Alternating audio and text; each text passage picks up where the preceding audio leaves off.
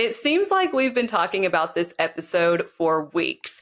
And finally, we are here for the Trails in the Sky First Chapter Remake Spoilercast. Yay! Let's go! Let's go! I finally beat it. This is my fault. Yes, we finally got here. So obviously, if you know me or if you've seen any of my unhinged tweets on X, you know that I love the Trails series. I've played the Trails series for a long time. So Brandon has graciously let me host this episode since it's all about Trails, and we are super excited to get into it and just talk about all things Trails in the Sky. So we'll get started on that soon. But before we talk about that, Brandon, since you always ask us how we're doing and you have to go last, how are you doing? Oh, that's swell. Good. It was, as of recording, it was my birthday today. So happy birthday. It was a lot of fun. Thank you. Happy birthday. Thank you. Got to hang out with my family, and they got me a bunch of fun like Christmas and like nerdy mix of things. So I got some like Legos, like the Christmas train, and got a few other fun things. Like, actually, this was funny because of the last episode. My parents got me an Xbox 360 ornament, and I was like, "Oh, that's kind of relevant to some recent conversation." But I did say that the 360 was one of my favorites, so that was good. Otherwise, continuing to play Pokemon, almost done. I'm almost at the end. I'm having a good time with it. The side quests, I will admit, towards the end are getting a little bit extra. They're overstaying their welcome. Yeah, I'm just kind of like, I kind of just want to get to it because there's some stuff at the end of the game that I just didn't expect it to go there. So I'm not going to spoil anything, but given how it kind of begins, it's just taking a turn that I wasn't expecting, and it's interesting, and I want to just see it through. So that's been fun. And we just had a membership poll. Yeah, voting for what games we're going to play for memberships. Shout outs. First of all, shout outs to Discord. Shout outs to membership, and for our members, our current members. If you want to see us talk about Harvestella, which we will be playing together, then join our membership, and we'll be doing some extra content on going through that. But I'm excited to start Harvestella as well, and somehow need to balance that with Age of Imprisonment and Digimon and Tales of Xillia and, everything else. Remember when we said November was a quiet month, right? Yeah, right? Those were the days. Yeah, catch up. Yep. So, anyway, good. This is the short answer. Well, good. I'm glad. Happy birthday again. So glad you had a good day. And yeah, the end game for Pokemon ZA is awesome. So I can't wait to hear your thoughts on it once you get through it. It's a pretty cool, very classic like JRPG ending sequence, I think, which is kind of different for Pokemon. And I'm glad they went there. And I kind of hope they do that more. There's a lot from ZA that I'd really like to see them incorporate in future games. So hopefully we see that. Winds and waves. Yeah. Wind and waves. Yeah. Yeah, something like that. And the DLC's coming out sooner than we expected as well. Early December, just another thing. So looking forward to that. All right, Slam, how are you doing? Oh, I'm doing good. I'm also still playing Pokemon Legends ZA. I'm not near as far as either of you. Taking my time with it a little bit. I've actually been dipping in and out of Tales of Xillia as well. Still really enjoying that game. It's even better than I remember it, actually. Oh, nice. So having a lot of fun there. But yeah, I'm excited to jump into Age of Imprisonment. I haven't started it yet. But I do want to give it a try. I'm not a huge Warriors fan. Even the ones I did like Age of Calamity and stuff, ultimately they end up being forgettable games for me. But I'm still going to play it because I'm a huge Zelda fan and the story looks interesting. So we'll give it a go. Good stuff. Did you like the Persona Warriors game? Strikers? Strikers is amazing. It's my favorite one. I know, it's so good. Yeah. Okay. It's my favorite one because it has so many breaks from the Warrior stuff and so many like Persona-esque mechanics in it that it kind of feels like a different game. Mhm. Whereas like it feels like a Persona game. It Yeah. does, Yeah. honestly. And it Whereas, feels like like- it has Yeah. dungeons too, like the jails. Yep. Yeah. Yeah. Whereas like the Fire Emblem Warriors and Age of Calamity and stuff, it's just constant madness. There's really Calamity. like there's a couple of like cut scenes and story breaks in between, but ultimately it's just a crazy game where you Yeah, I kill think a lot of stuff.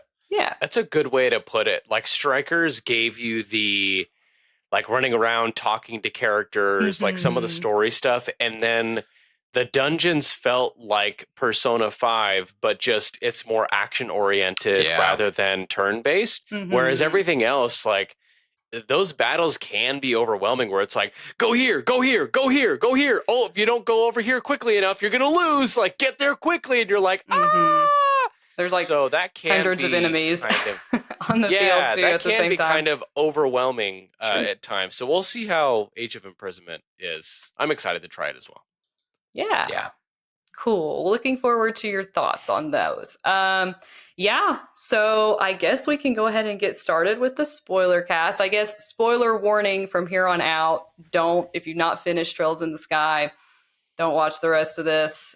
Finish the game and then come back and listen to it, because this game, it's just one of those where you want to go into it not knowing what happens, especially if you've never played it before. So we want to preserve that experience. So yeah. But if you have me and played, Mags, yeah, we had a hard time not spilling the beans while Brandon took his sweet time. Well, especially because I know. kept being like, I know what's gonna Yeah, happen. he and kept they're like, assuming he knew everything about the game, which he was I did, really of wrong course. about. he was most just of it. like, oh yeah, this is going to happen at the ending. And then we're like, nope. Sorry. Hey, but I got a lot of things right. Okay. Yeah, I sure. felt like you were not giving me and Mags enough credit for enjoying the game. That's like true. he kept assuming we talked about that. Yeah, me and Mags talked Mhm. about it like one-on-one. Yeah. And What? yeah, You guys back there talking behind my back like Brandon's an idiot. Listen to how he's talking No. about this game. we just said you weren't giving us enough credit by assuming that the ending that we were hyping yeah. up for you was just so run-of-the-mill.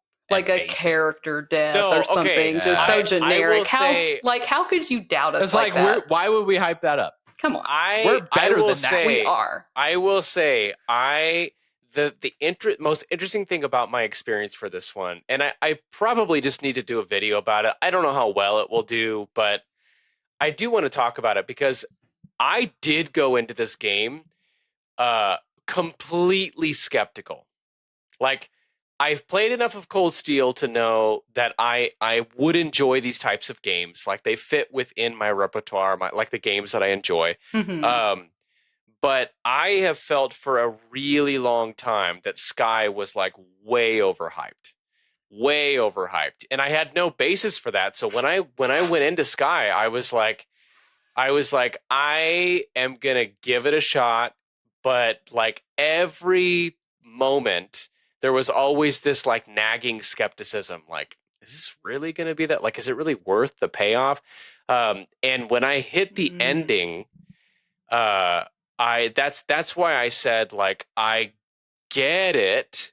I get it Mhm. now, because if you played the original and you knew about that ending, Yes. every single moment of this game would have been so special for you. And I now recognize that in retrospect. Not that the moments weren't special for me, but like Mhm. I was carrying this level of skepticism with me the entire way until I finally ended up getting to, like, I'd say like by mid chapter 3, I was like, all right, okay, I'm starting to get it. I'm starting to get it. And then it kind of rolls there to the end. And I'm sure we can talk about the end at some point more specifically. But Oh, we're talking about the ending for sure. Yeah. Oh yeah. yeah, it was a very interesting experience for me because I truly was converted in a sense. Like, I truly came into this being incredibly skeptical and walked out being like, I get it. I see it now. Genuinely, I see it now. We got another one. Let's go. Another Trails fan in the mix. Yeah. Yep. Well, I think it's cool to point out too that we all kind of have varying levels of experience with this series. Like I've played all the games and it's probably the series I know the most about just comparatively with other JRPG series. Slam, I know you've played, correct me if I'm wrong, all the Sky games, the Crossbell games. You played some of Cold Steel and then some of Daybreak. That's right? correct. Okay. Yeah, you remember. That's exactly right. Cool. So you have had a decent amount of experience with the series, but you've not played every single game. And Correct. then The Cold Steel arc Yeah. and then the new games. Right. I haven't got to yet. You'll get there. Or else. Yeah, I played through a lot of Cold Steel, but yeah, like it's a long game. It was like I think I played like 25 or 30 hours and then Mhm. busy season came along and Yeah. I had Yeah. too much to play. Yeah. That's totally fair. It's a long game too, so I get it. They all are, really. And I was then enjoying it, but yeah. it moves very slow. It does. It does for sure. I mean, some of those stories are just like, wow, this is going on for a long time. Yeah, I can understand that. Like it's a lot of setup. And then Brandon, you played some of Cold Steel. I don't want to bring up that experience too much because I know it was quite sad for you. And then you played a little bit of Trails in the Sky, like the original. Yeah. But beyond that, this has kind of been the first Trails game that you finished in its entirety. So and in Trails in the Sky, the original, I don't even know if I scratched chapter 1. Like, Probably not. I thought I had played a lot of it, but having actually played the full game now, I'm like, yeah, I thought I was way further than I actually was. Gotcha. Okay. But I think that's cool. I think that's helpful because we're all coming to this game at sort of a different point in our playthrough of the series as a whole. And so I think that's going to be valuable as we talk through it more because we have different perspectives on that. So yeah. But what I wanted to start with, because I feel like this is kind of an interesting one because it is a different aspect of the remake, is the gameplay and kind of how it, from a perspective of modern JRPGs, how does it stack up and compare since now it's kind of got more elements to it versus what the original had back in 2004 when it first released. What do you guys think? I love it. I love first of all, I'm a sucker for a good UI. You know what I mean? Mm-hmm. And I think a lot of the systems in the original were hard to get your head around and a little bit overwhelming, especially I can see that. Yeah. They're first introduced all the orbment systems and Mm-hmm. the combat and how everything works. I think it's much better executed in the remake, and it eases you into these mechanics quite a bit more efficiently. And the way the UI is laid out helps you kind of piece everything together a little bit better. Mm-hmm. And I found that it just was very smooth. And in terms of the actual combat, I love it. I love the hybrid action with the turn-based system. I love bouncing between those. I like when Metaphor did it. I love this one. I played a little bit of Daybreak, loved that combat system. But I think Trails in the Sky First Chapter is the ultimate execution of this. And I think it works so incredibly well. It's just so fast. It's so fluid, performs so well. If you're over leveled, you can just fly through areas. If you're under leveled, you can jump in and get really tactical with things. And it's got a lot of, buffer in between that as well. And so, yeah. And you can tell with some of the upgrades and stuff you make, they're immediately noticeable. And I think that's something that a lot of JRPGs don't do really well, is actually make the upgrades that you're putting together feel super impactful. And I felt Trails did that pretty well. Yeah, it was kind of an interesting experience for me. So I've not played a system like this before. So it was the first time going into it, and because of that, it took a little bit of getting used to for me. In the beginning, I was like, I feel kind of overwhelmed. Like there's a lot going on here. I don't know, Mhm. like when is a good time to attack, like action attack versus transition into turn base. I probably overused my skills because I thought that I needed to from a damage perspective. And so a lot of battles in the beginning took a really long time. And Hmm. it wasn't until I kept going and I kept figuring out and I got further in the game that I started to really pick up on how fluid this system actually is, where I could go into an area and I can attack, daze them, jump into turn base, and then I don't even need to use skills half the time. I could just like attack, do a critical, do Mhm. the like bonus attack on the critical and like breeze through it and then run to the next enemy and like do the same thing with the occasional like, okay, now we got to stop and use some skills. But by the end of the game, I really was just breezing through a lot of those main battles, and I could tell when it was a big enough enemy that I would have to be a little bit more strategic because usually the characters themselves would be like, "Oh, we got to take this guy seriously" or something like The that, right? dialogue So cues, yeah.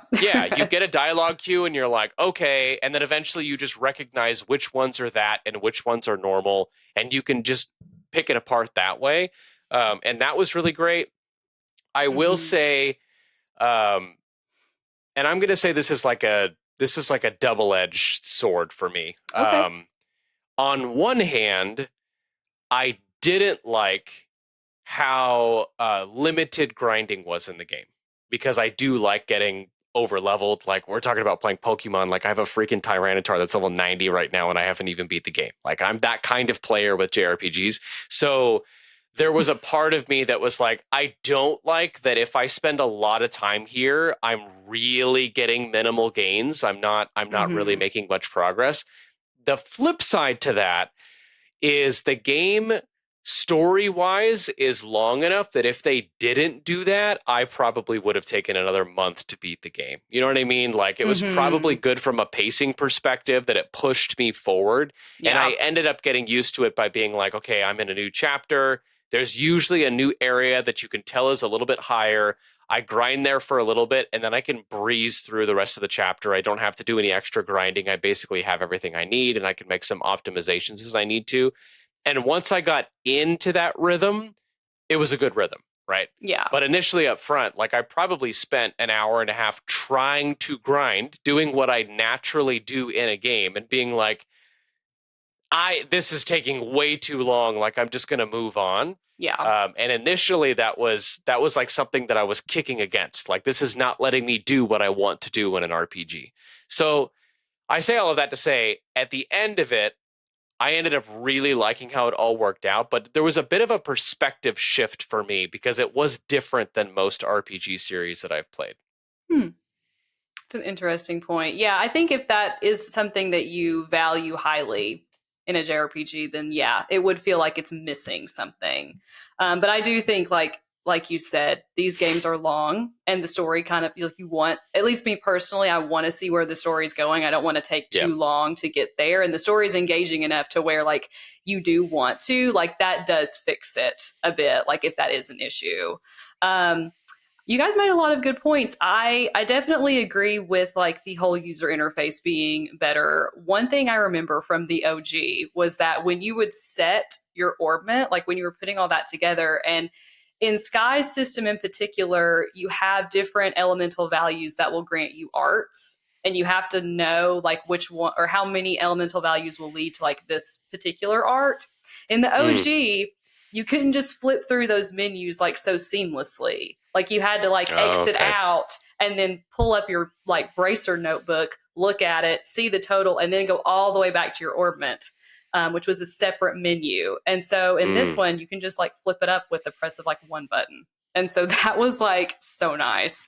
I don't know, just thinking about that, like it just feels like that was just such a good improvement. And there's so Mm. many kind of like sprinkled in throughout, but that one definitely stood out to me because I remember going back and forth so much playing the OG, just trying to figure out like, okay, what do I need for Earthwall?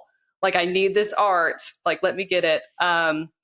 And That's funny. also, I didn't yeah. even realize that was a thing at all, because I would just be like, "Oh, cool! Look at all these new arts I can use. Like if I put this and this and this together, cool. Let's just move on, right?" And then I would Yeah. go, and I didn't even think about it. So Because Earth Wall is definitely needed, though. you need Earth So, Wall. good It's a call. must. Yep. It's a must. But also, I feel like with the combat in general, I was thinking about this today. Like, this is probably my favorite system out of all of the games so far, because it feels like a love letter to Trails fans who have been with the series and like played all the games, because it's really pulled together so many different elements from the different arcs and how they've expanded the combat system. Like, you have the orbit system from Sky, you have the action turn-based hybrid thing from Daybreak and its sequels, and then you also have the like bonus attack like burst combo from Cold Steel. So it's just pulling all these elements together to really like make this perfect system. And if you've played all the games, you can kind of see how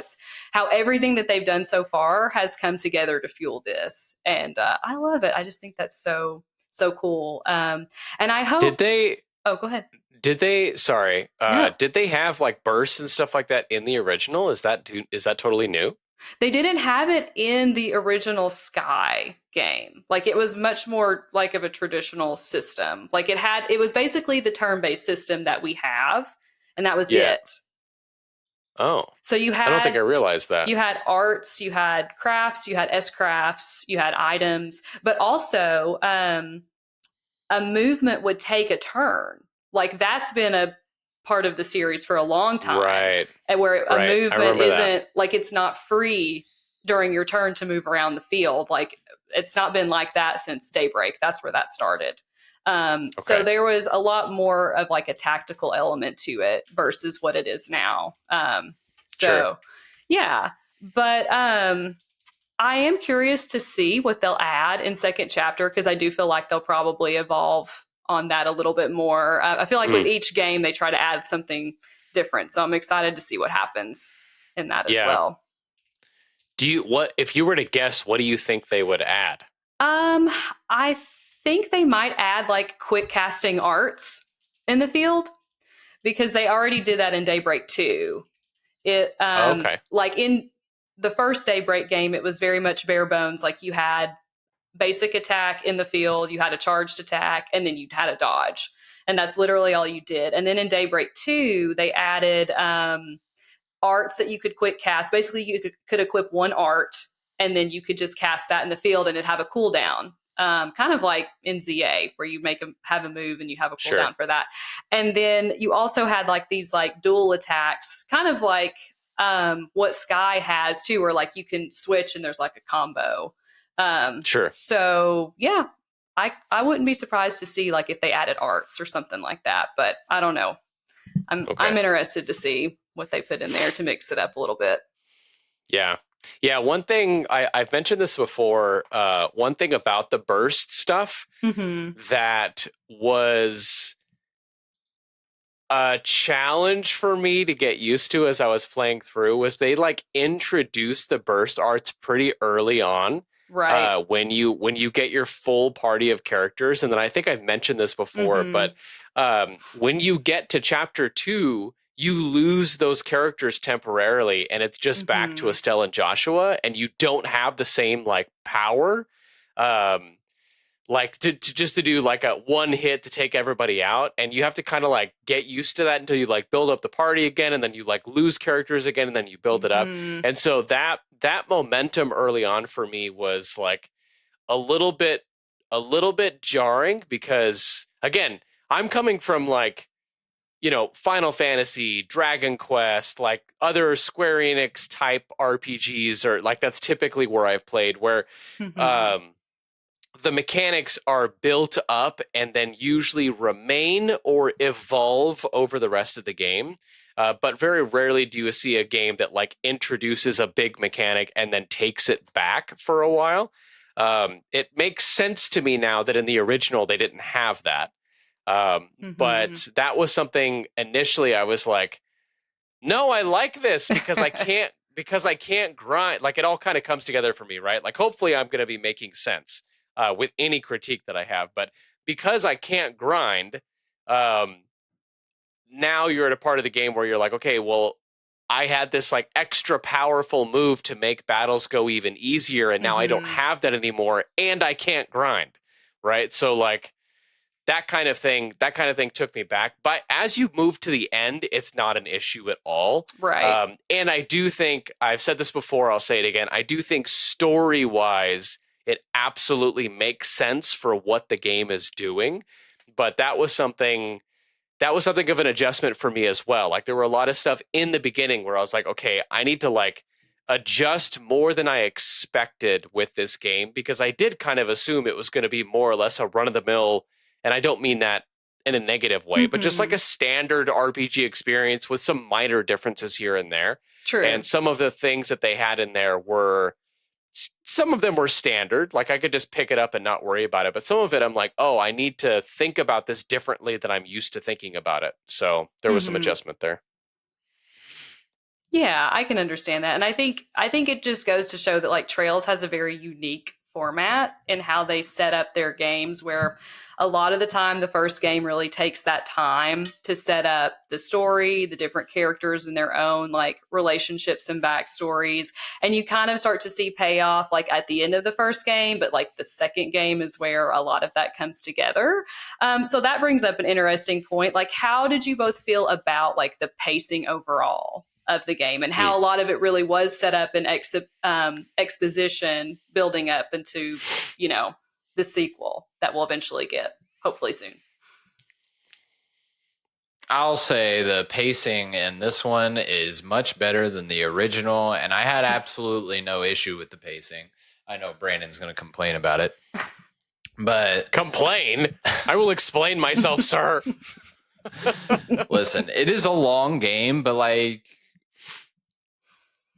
we're used to like long games, and it's got like it's got a lot of build up, but the payoff is worth it. I think for me personally, right when I was getting tired of being in one area, one town, interacting with the same people, I was pushed to another area in a new town with new people and new things to explore. Right. I know Brandon notoriously had issues with the whole party setup and how you leave some party members and go get new ones, right? Which I thought was really interesting and exciting and gelled well with the story and how it was unfolding. And to me, I think that's worth it. I put, you know, like priorities wise, I put story and writing and character depth pretty high up on my list of priorities when it comes to JRPGs. It's one of the reasons I'm such a huge Persona fan, is because like these things are mad important to me. And I think, yes, would I have liked to have Shara like the whole time, you know, like the same. Who wouldn't want to have Shara characters, the whole time? Right. I mean, yes, but being introduced to new characters as you're progressing through the story, which, you know, some of which we'll get into in a little bit more detail later, but like Chloe, for example, I thought was really awesome. And I loved these characters for different reasons. And Slam's over here arguing with me before I even had a chance to say anything. He already knows what you're going to say. He's like, I'm just going to say this because I know what Brandon's going to say. You're arguing with old Brandon. You haven't even heard how I feel about it now. This is how I was responding in chapter 2, everybody. Yes, he was very upset, I'll have you know. Yeah, I heard about it. Initially, I was like, what are you doing to me? I just think it's really well executed here, and while I would have loved to have all the characters there all the time, I loved every single one of the characters in this game for wildly different reasons. And I think that the way first chapter prioritized story and how it unfolds and how it kind of like pushes you forward with new twists and introduces you to new like concepts in the world. And I can't wait to hear Brandon's thoughts on this, because somebody who's like, this is like their first, you know, full Trails experience. Like for us, me and you, Mags, we kind of expect these things where we're like, we know a twist is coming, you know, like we know like we're about to hit this point in the game where something's about to unfold that we don't expect. Whereas with Brandon, that wasn't the case. And so, yeah, I'd love to hear your thoughts, buddy.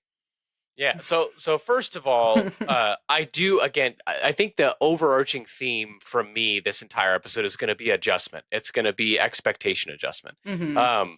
I did struggle initially with the characters being brought in and out because the way they structured it and the way they paced it out is you have Joshua and Estelle, then you have characters slowly added throughout a chapter. And then the next chapter starts and you remove those and you have Joshua and Estelle again. And then you don't just immediately get a new character. It takes time to introduce new characters and bring them in as well. Mm-hmm. And there are certain events that happen with that. And I'm coming from, again, a perspective where like I've been using Final Fantasy. I'll use Fire Emblem. Just another RPG that I love, right? RPG series that I love. Like in Fire Emblem, you have your characters, you get new characters, and you just build and build and build and build and build, right? Right. I'm over here like punching my mic. It's just like, I'm going to get this point across. Dang it. Just watch me. Let's all have it, Brandon. You build and you have your characters, you know what to expect, and the progression is about strategizing with characters that you had as well as characters that you're pulling in. Mm-hmm. But it's about the same thing with Final Fantasy or any of these other games. Like you sort of know what to expect, and then you're building from there and getting new things, and your strategy is evolving. Whereas in Trails, your strategy almost completely shifts, like hard shifts in those moments where you go from having, Shara and Olivier to having nobody, and then getting Chloe, who is very different than Shara and Olivier, right? And then, you get all these other characters as you continue on, right? So that was an adjustment for me by, again, having seen the whole thing through. I think there is a lot of merit in the way they presented the story, and it was also an adjustment for me to realize that this truly was one major arc. You could argue it's like 4 arcs to create one. Yeah. That is part 1 of a 3-part series. Like I like long games too. I'm not going to argue that, right? But like Persona 5 is a full game. It's all of it, right? So yeah, we're spending, call it 100 hours, 110 hours, but you're getting the entire story arc in that one game. Whereas in Trails, this one game that took me, let's call it 50 hours, is a third of the overall story, right? So that is an adjustment because it's the difference between reading a book and reading a trilogy, right? Where if you have a book and it's a big book, you're still getting all of those components. If you're reading a trilogy, like they're going to be this, it's going to take longer. They're setting things up. And I like that kind of thing. It's just, I'm not necessarily used to it in that way because even long-standing series, RPG series that I love, each of the games are typically their own thing, right? True. So again, adjustment doesn't mean bad. I am now at the point where just, again, I loved the experience. It was a really fantastic game, and I'm dying to get to the second chapter now. But just like all of these other elements, there was sort of a mental shift that had to happen because I'm not used to it. I haven't played a full Trail series. I don't know how these stories typically go. I didn't realize that this is how they kind of bring in and introduce characters. And by the end, the payoff is absolutely worth it. Like the way they bring the characters together is absolutely worth it. And you do get a sense of like the camaraderie between the characters, but also you get a sense of how each character functions. And by the last dungeon, you're choosing your own party. And you sort of know what that party is going to look like. And there was only one party, right? You know what I'm saying? It's just, there was only a couple characters that should be in that last party, but, right. But you get it at some point. Like at some point it clicks. It just took a lot longer for it to click for me than I expected because most games don't do that. True. And I can understand that being an adjustment. And I also think it's one of the reasons why Trails is special and stands out as a JRPG series is because they put in the time and the work to make it something more than just like one contained experience. I mean, every single game is connected, and it started with Sky, and now like we're 10 or so more years ahead in the future in the series now. So within the game, like so many years have passed. And so you get to see kind of how that world evolves. I mean, really, I would say the world of Trails, like Zemuria, where everything is taking place, is kind of the protagonist of the series, right? Because that's what you're seeing, like different sides of as you go through the whole story. So it's really cool. But I can understand if you don't know, if this is your first Trails game and you're just like jumping into it, you don't have a ton of background info or knowledge, it would be a little bit different and a little strange. But I'm glad you stuck with it, because the payoff always pays off. Like Trails is like the best at that. Like you can count on everything making sense, everything having a purpose. Like there's no detail that's wasted in these games. So second chapter is just going to be incredible. I can't wait. Second chapter is one of, if not, It's Azure's probably my favorite, but second chapter is definitely the best one in that trilogy. Those two go back and forth for me. Like I love second chapter, I love Azure, but it's because they are the second entry after they had a first entry that really set the stage for everything. And so it's just amazing what they put together. So yeah. And the reason, I mean, this is a spoiler cast, so I doubt we're going to have any like newbies to the series listening. Hopefully not. Please stop. Don't listen to this. But, if you're still here. The reason I'm bringing this up is because like right now, if I were to go talk to somebody about why they should play Trails or if they should play Trails in the Sky, I would start with some of these caveats to be like, you need to set your expectation for what this experience is going to be like. It's worth it. You should totally do it. But like, don't expect this to be Final Fantasy or Xenoblade or a Dragon Quest or something like that, right? Like this is unique. And I think you're right. I think it is what makes it good. But that's when I was getting all of the hype for it initially. And one of the reasons I was so skeptical was because I was like, this doesn't feel like what I expect from a game that people would say is 10 out of 10, right? Okay. Like, what would you give it? Oh. No, I would say it's a 10 out of 10. I'm just saying in the beginning, when I'm playing, it's a 7 out of 10. No, I'm just kidding. When I'm playing through the game, hang up the call. When I was playing the game, I'm saying my initial experience was like, I'm not getting it. So now I'm wondering if everybody is overhyping it, right? Like, it's not clicking for me right now immediately. I'm not getting the same sense that I get from other games that I've had that sense from. So what am I missing, right? And then after a while, it was like, okay, well, I have different expectations here. Let's make that shift. Okay, let's get more comfortable with this. And as it progresses, it's like, okay, I'm getting it now. And then there's like momentum. Like you hit end of chapter 2, beginning of chapter 3, you start getting some of that more serious momentum. And then you hit chapter 4 and it just rolls all the way to like, holy crap, what the heck? I'm weeping. Right? That's the Trails experience right there.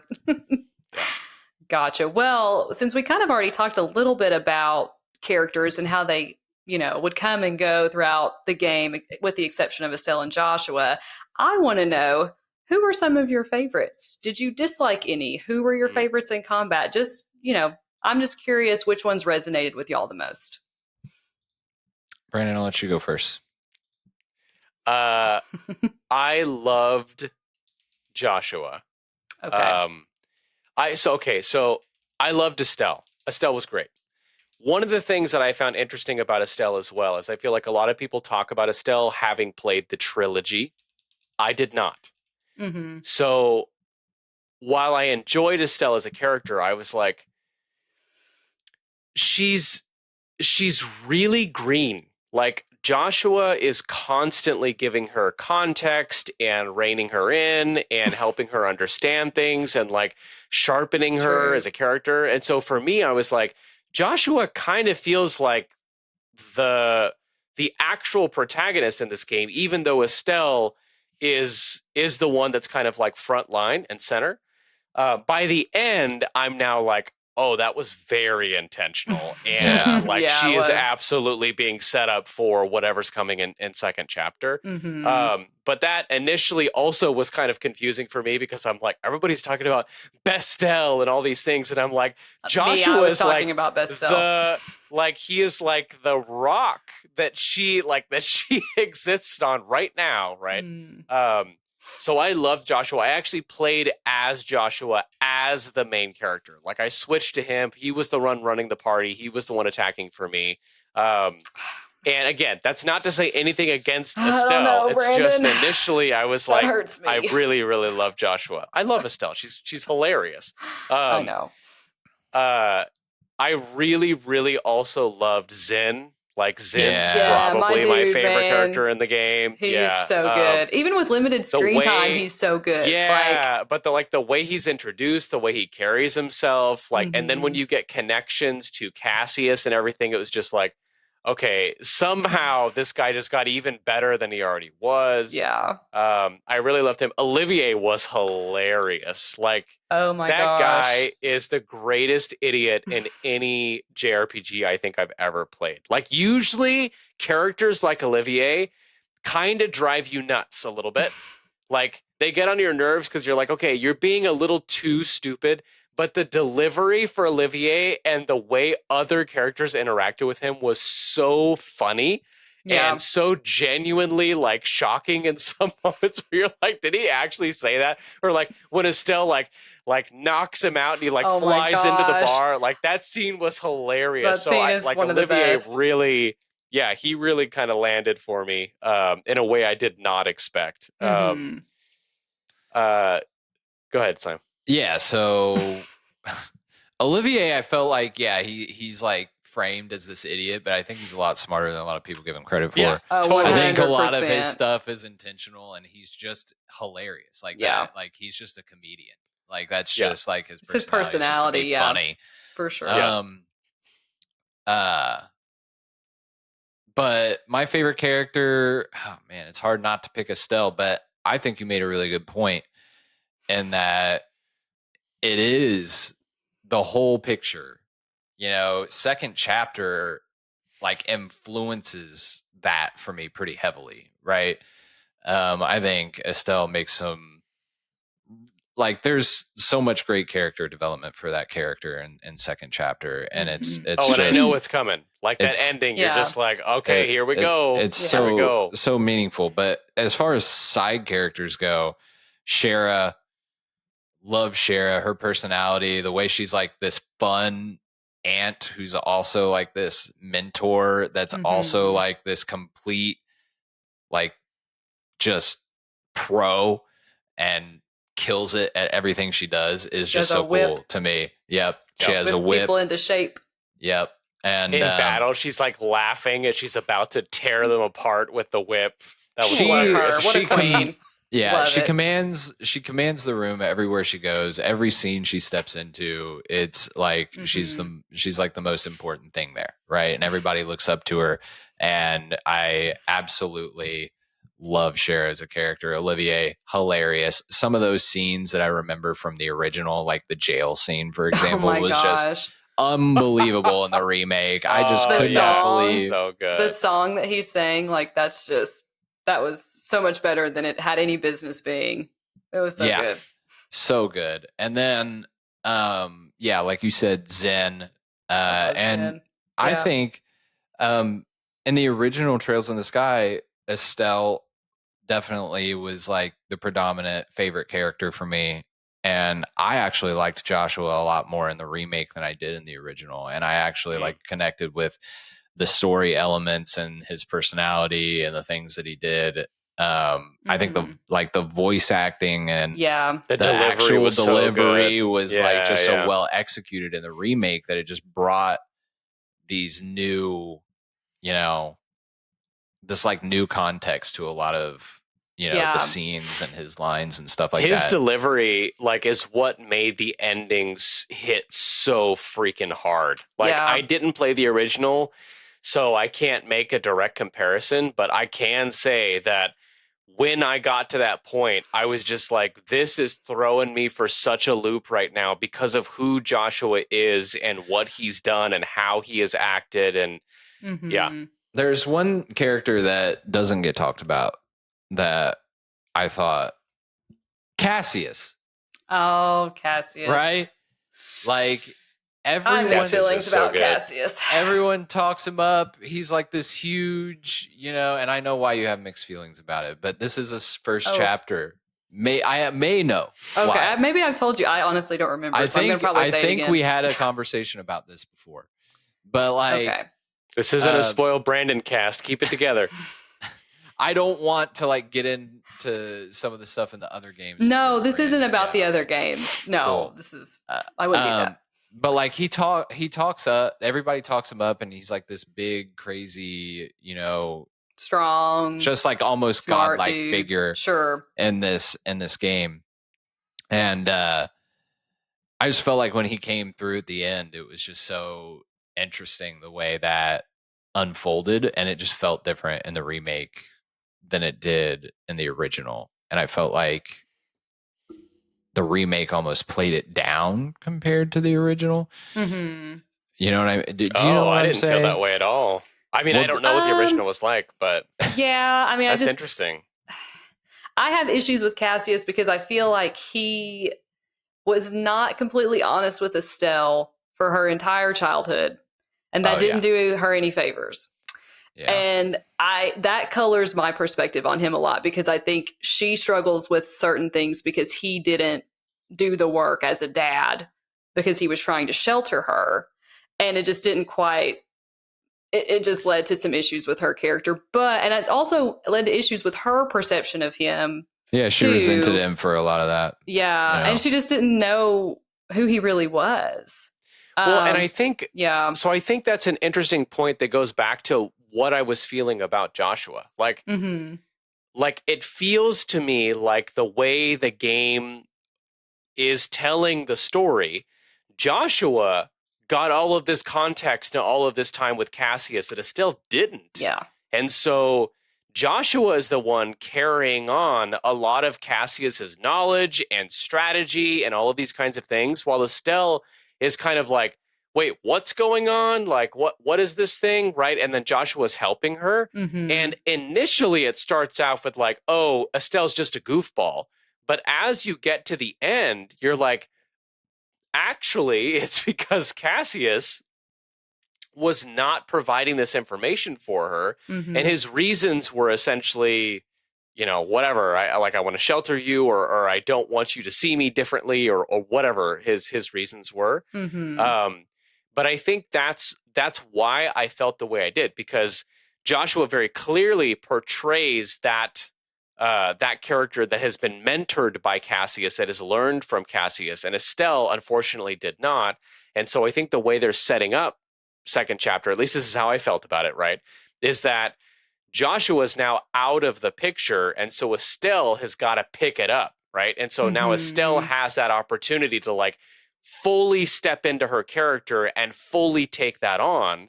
And I fully expect that her character growth is going to be amazing, because now she's being forced into this tragic and difficult position where she's going to be the leader without Joshua, without Cassius now, right? And I think that's going to go a long way, because she relied on both of them for a lot of things, right? And I don't think that's a mark against Estelle's character. Let me make that very clear. I'm not criticizing Estelle as a character. I'm saying I think all of those things are related. So it's interesting that you bring that out. Yeah.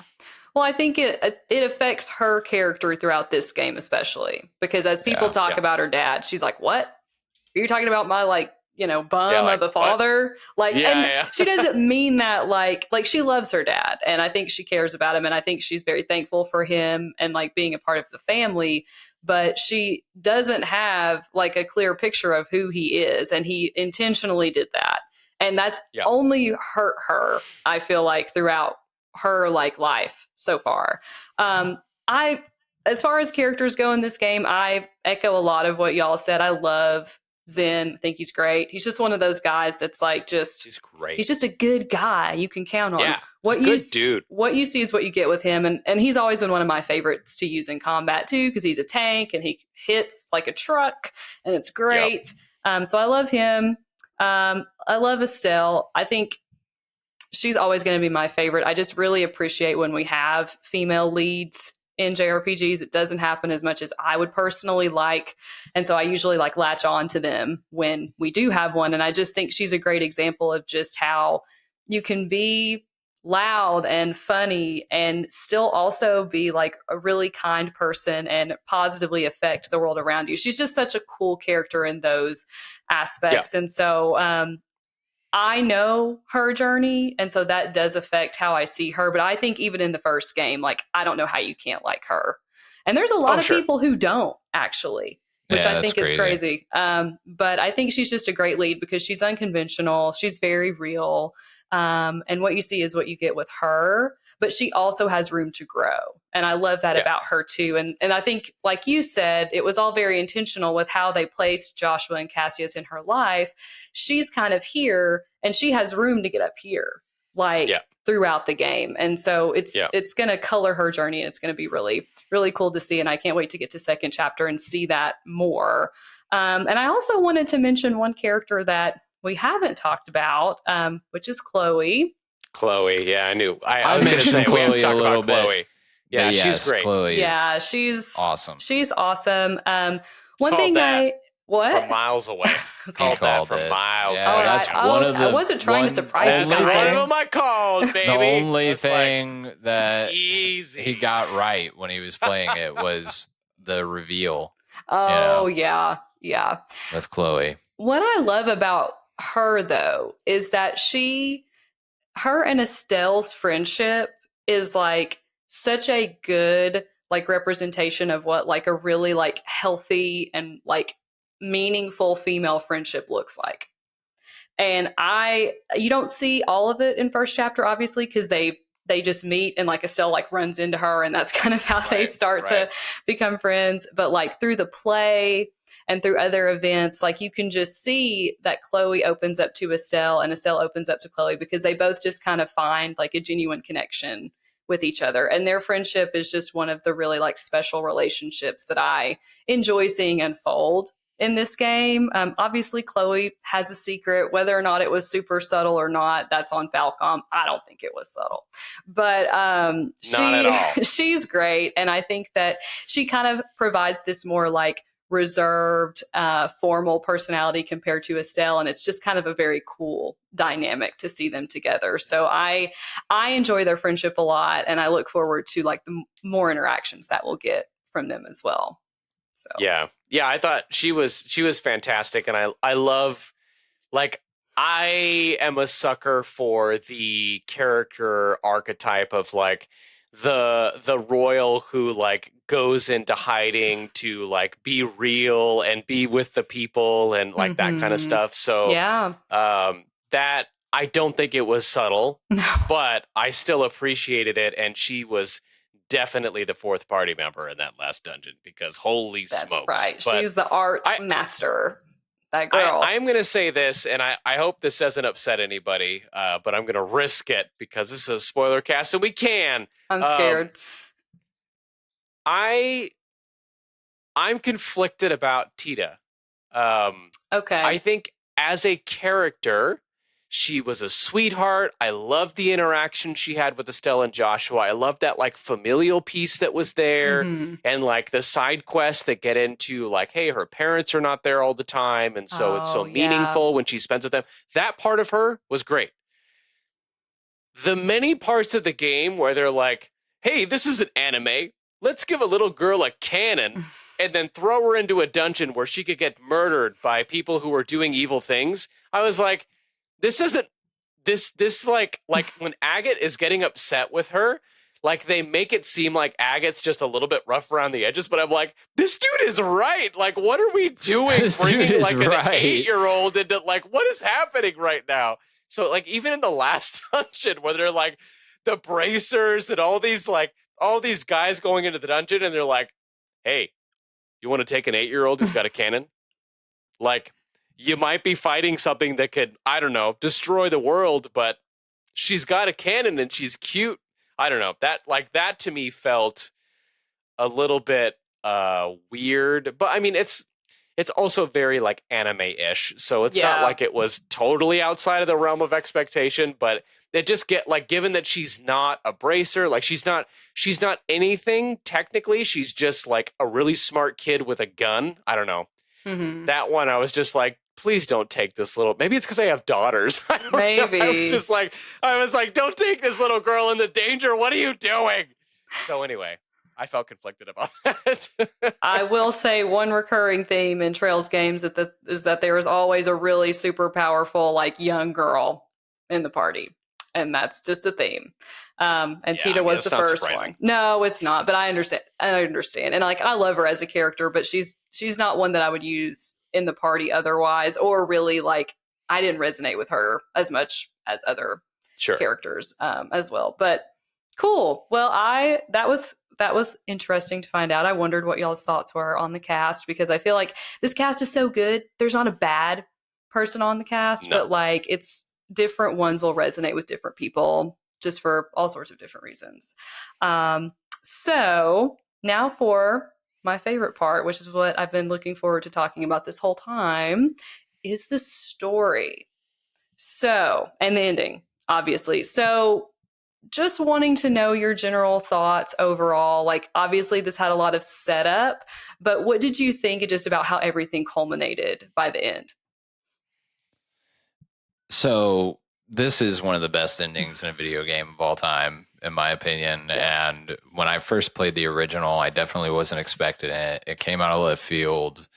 I really wasn't expecting such a huge twist in general, but the reveal for Joshua, and even, I don't even know how to say it, that reveal, like with Joshua and Estelle, the way that unfolds and how he just dips out, and the build up they had of them basically being in love with each other the whole time, and you just like kind of waiting for this payoff, and the payoff finally happens, and then the way it's executed by him, like using that as an opportunity to like let him escape, knock her out, was just unbelievable. And I think the remake made that far more on like an emotional level than the original did.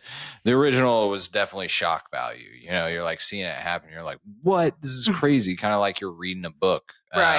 Or something. And it was more like this that. Crazy twisted. And you're like, oh, wow, I can't believe this. And you can't wait to talk about it. Whereas this was like much more like watching a movie where you see it and you're like, you connect with it more. It's much more emotional. The acting, the voices, like it all just hits so much harder. And I think it just, I mean, I even said this before, but my wife was there whenever I finished it, and she was just like, wait, what? Yeah, even she knew. Like, she didn't even play the whole game. She just saw that like scene and was just like taken aback by it. I mean, it was perfect. It was the perfect setup for what's to come next, and it was the perfect payoff for what led up to it. Yeah, oh man, it was a gut punch. I think what was so interesting to me about it is, like, that there's something going on with Joshua the whole time. Right. There's something up. There's right? clues. They make that very clear. There's all these clues. When stupid Professor Stupid Face comes back and reveals who he is, hate that guy. Oh, that heel turn though is like the stuff of legends. I just need to say, the glare on the glasses. Like, I'm just like, I love it. It's so good. Yeah. Anyway, please continue. But when he starts revealing some of the details of what happened, and like Joshua has that breakdown, it was such an interesting experience, because you're like, Joshua, I just spent, like, as a player, I just spent 40, 50 hours with you. And I, like Estelle, have seen the good and have seen what you've done and have seen your heart. Yeah. But you also recognize that there's truth in the storytelling here, and that's something like we don't talk about that often enough, but like good storytelling is true storytelling. Like when you are speaking to the reality of something, that's why people are connecting with things, right? And to see a character like Joshua, who is genuinely a good character, have that kind of a meltdown, there's truth to that for anybody who would be facing the reality of, you know, learning some of these deep and terrible things about their past. But also the scene where Joshua and Estelle are having their conversation, the way it pays off, because they had already like made this promise to talk to each other well before he has like the, you know, the curtain lifted, so to speak, or the veil lifted, I should say, and so they do exactly what they said, but then he gives context to what was told him. He tells the story. He carries that weight on his shoulders, and the way she confesses her love to him is not, but wait, I love you, but like, how could you do this to me when I love you, right? Like, it's almost as if it was like pulled out of her. Like, she wasn't gonna say it that way, but it was pulled out. And then he leaves, and when you're seeing, you know, the scene where like she's starting to pass out and he says, you know, I've always loved you, and then he leaves. That Gonna cry again. That was like, yeah, that was heartbreaking. And I think it's what made the second chapter trailer just like destroy me. I was already weepy, but the second chapter trailer, there's like this scene where all of the characters are behind Estelle going for Joshua. And there was something about that for me that it just hit, you know, like I feel like so many of us want to be loved and cared for that way, right? If I walked away, would anybody come after me? You know, like if I was gone, would anybody care? These are like things that like most of us carry deeply and don't often talk about. And that second chapter trailer where Joshua succumbs to this dark history and leaves because he feels like he has to carry that burden on his own, to see everybody there going after him was so touching. And it just like, I probably like wept harder seeing the second chapter trailer than I did in the scene itself. And I was already like, oh, how is this happening? Right. And all of that together just like contextualized the entire story so much. And that's where for me, like I got it, where I was like, if you played the original and then you played this remake, again, every detail of the remake is going to stand out to you because you know what's coming. And you're seeing all of the hints and all of the clues and all of the attention to detail and the development of the remake and all of these kinds of things. And you're probably just floored the entire game. Pretty much. Versus like someone who was like new being like, I don't know how good this game is going to be, right? Or I know how it's going to end. Yeah, or I think I know what's going to happen, right? Right. Yeah, because I was thinking, you know, oh, Cassius is going to die or something like that. Like something that would be sad and meaningful, but like, you know, okay. I was not expecting it to go in this direction. Yeah. Yeah. Yeah, I think those are all very good points. Knowing what was going to happen, like, made me anticipate the ending a lot. And it was even more painful and memorable and amazing than I expected. I think the voice acting added a lot. being able to see them in 3D and like their expressions and like just how they were reacting in that scene was just incredible.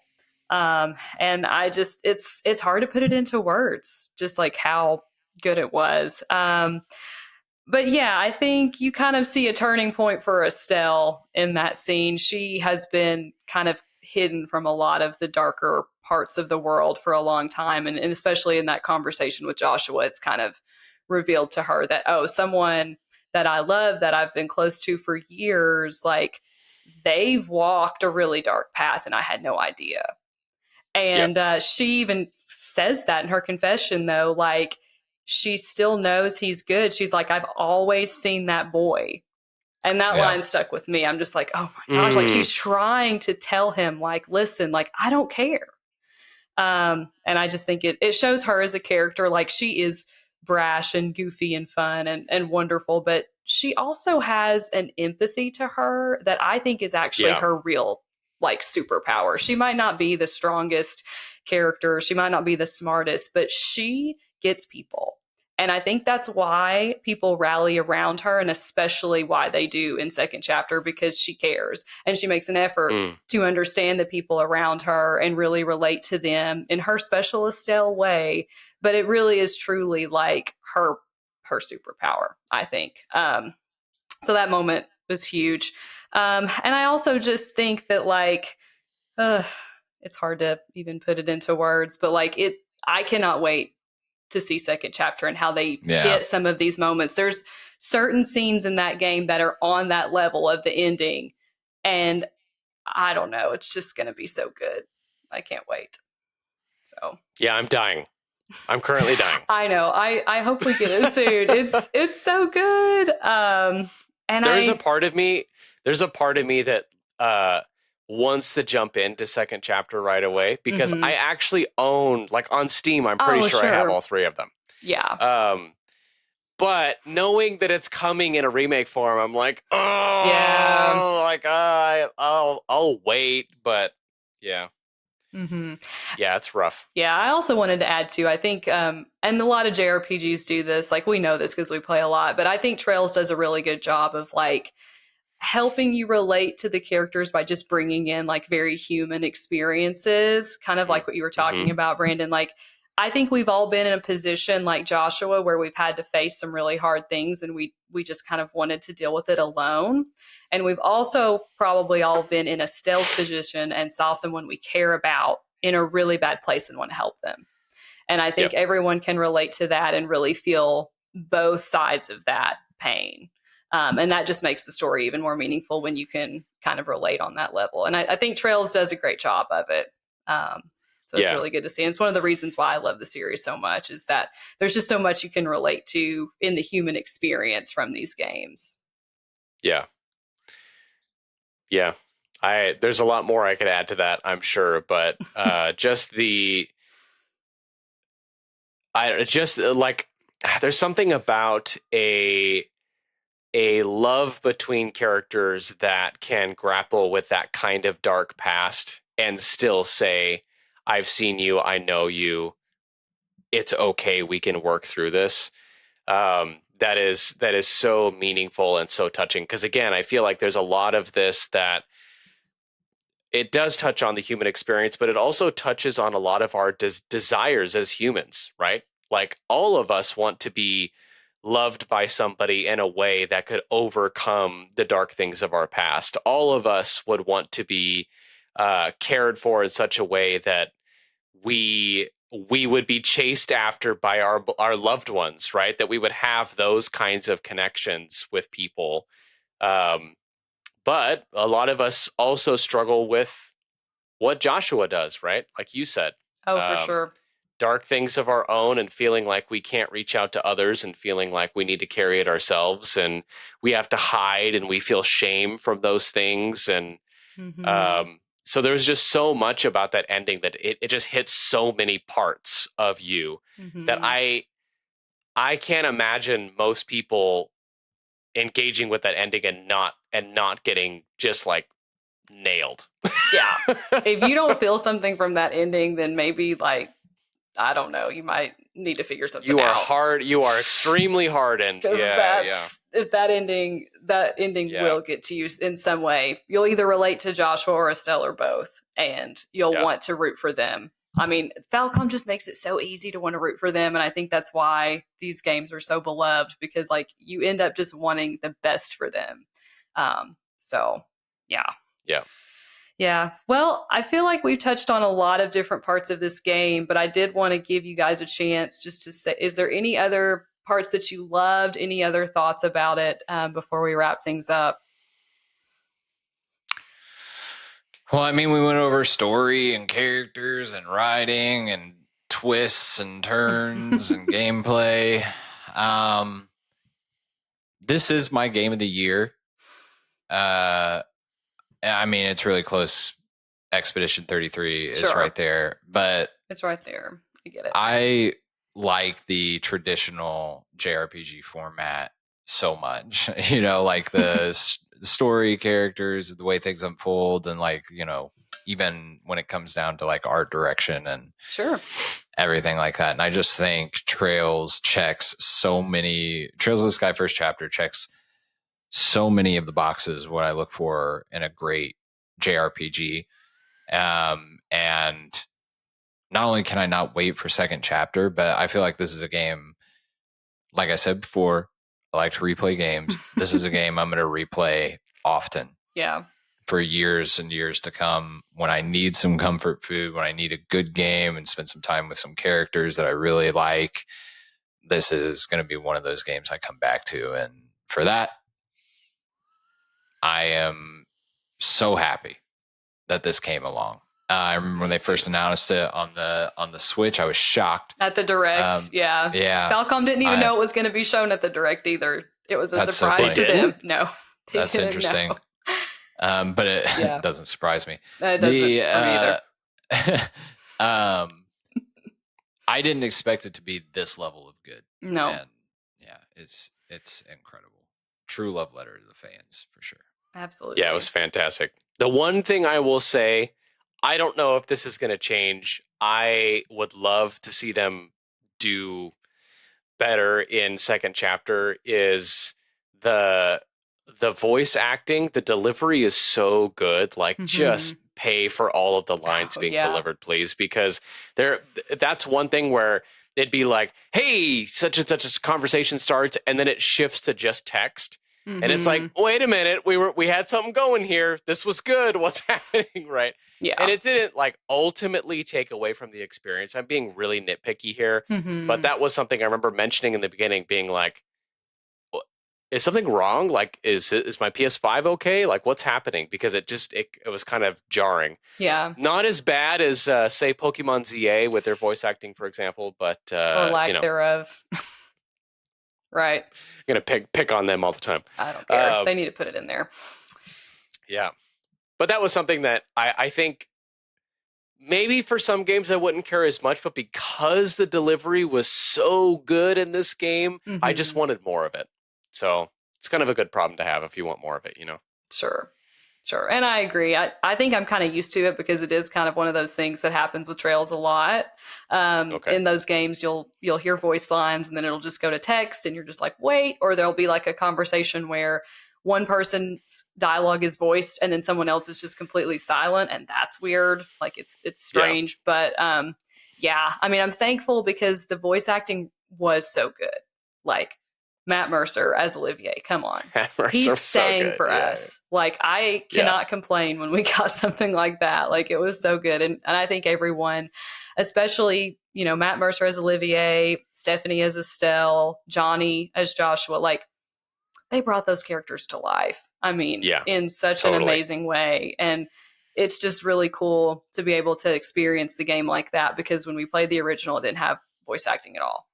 And I do think that also helps kind of one issue that I had with it, which was the localization, because it was different than the originals. And this is just me being kind of picky as well. Like, the originals localization just had more of a charm. It was a bit more, it just had like a better variety of words, like, and it flowed better as far as like just the writing. And I think it was more noticeable because you were reading it versus it being voiced. So even though the remake's localization I don't think is as good, there's at least the voice acting to elevate it in those moments. So that was my main issue with the game, but otherwise, like, it's perfect to me. It's a 10 out of 10. I gave it a 10 in my Nintendo Force review. Spoiler alert. I don't think it's that surprising, though. Is my game of the year. And honestly, I think it's become my favorite JRPG of all time, which isn't surprising. But, you know, it was just so good. It was just so much better than I expected. Favorite of all time.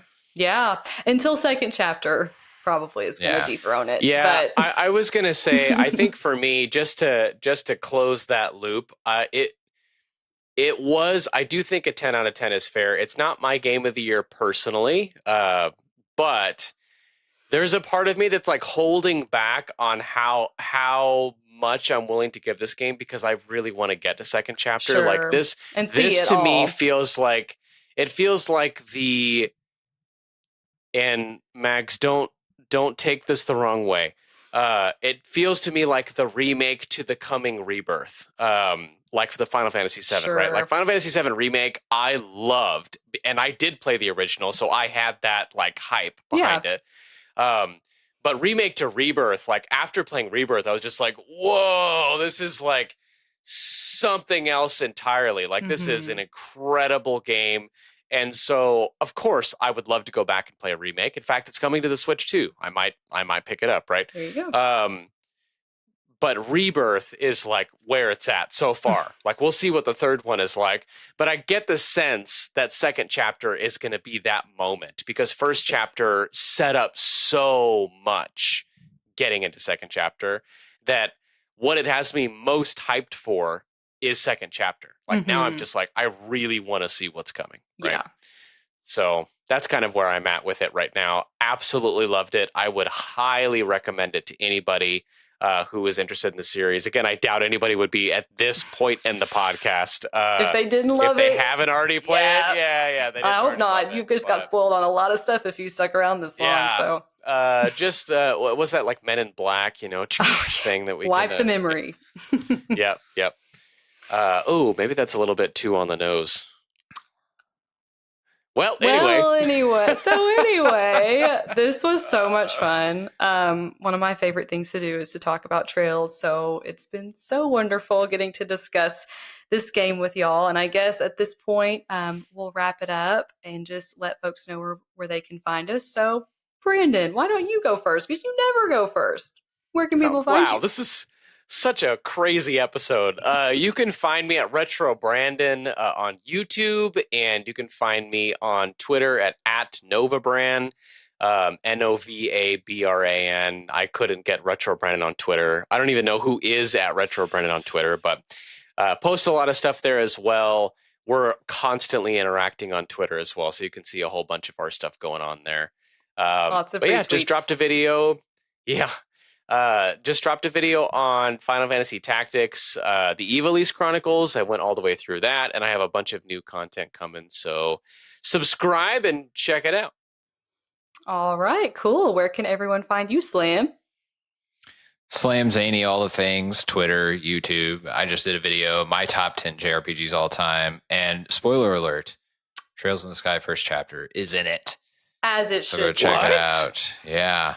It is indeed. It is in my top 10. It's in my top 10. Is it number one? You have to watch the video to find out, but you probably know what my number one actually is if you've watched this show or my channel at all.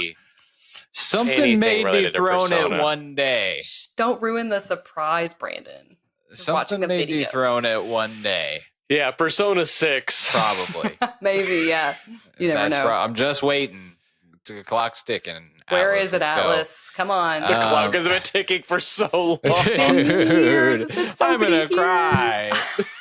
I'm gonna cry. Speaking of sad endings, anyway. We'll get Persona 4 Revival someday, and it probably still won't dethrone it. Anyway, that's it. Go check out my channel. And Mags, tell everybody where they find you. Yeah, well, you can find me at Avenger Mags on Twitter and Blue Sky, and you can find me writing about lots of games, especially JRPGs, in Nintendo Force magazine. We just released our November-December issue, which is all about Kirby Air Riders and other Nintendo racers, and we just started working on our January-February issue today. So, super exciting things coming with that. I'm excited for Air Riders, man. Yeah. Me too. Wait, when does that come out again? This month. Yeah, I think it's toward the end, right around Thanksgiving or something. Yeah, it's a little later in the month, but good stuff. Oh man, who was saying this was a quiet month? I think we all were, and then that was all me like, because we came off of September and October, which was complete and utter madness. Right, dude. Like we had new JRPGs coming out like every 3 days. I mean, that's true. It was a crazy spread them out a little bit. Oh my god. Release them in the summer, please and thank you. Like we'll see what next year looks like. It'll be interesting. Next year, I think, is going to be just as chaotic. So, you can also find Mags on the Level Up Legacy podcast. If you've not heard of that, it's a great podcast with some great show. Fantastic individuals. She's hosting. Yeah, she's hosting in some episodes, and you can talk to her in our Discord. You can and join their membership, and it's all speaking of memberships. Join the memberships. Thanks to all our members that joined. We had an amazing pre-show.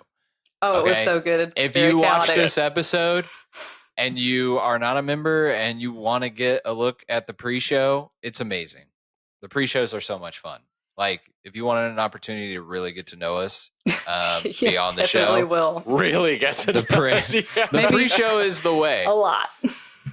Yes. All the things. Join, watch the pre-show, join the JRPG Book Club and the Greatest Tier Ever Told membership so you can see our reactions to Harvestella when we start that game soon. Lots of exciting things happening, and thank you all so much for joining us for this spoiler cast. So, bye, everyone. See you on the next one. All right. See you all on the next one.